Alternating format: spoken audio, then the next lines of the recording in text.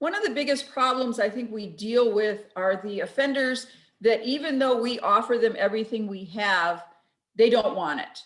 And I think we have to look at them in a different way. And what we figured out is you can force them into programs sometimes, and sometimes it's better to hold off.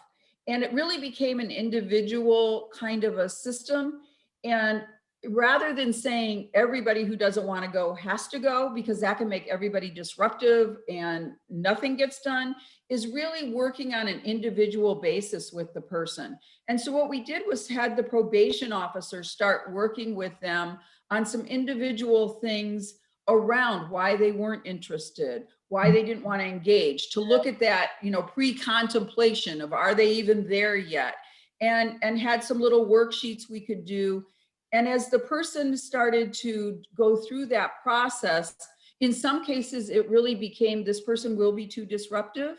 And you have to realize you're not going to change every single person, and you work with the ones that are more ready.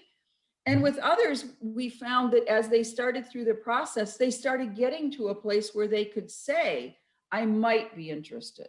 I might not be ready to commit to a year-long program, but I could go to something that's only 6 weeks long. And so you get them into something shorter and start to build them in. With others, as they got through that process and started again seeing that probation officer as the helper, then they were more willing to give it another try. And sometimes it was their peers that were getting off probation early, or their peers that were getting jobs and starting to be successful. Then that person came in and said, me too, I want that. So how do you help me?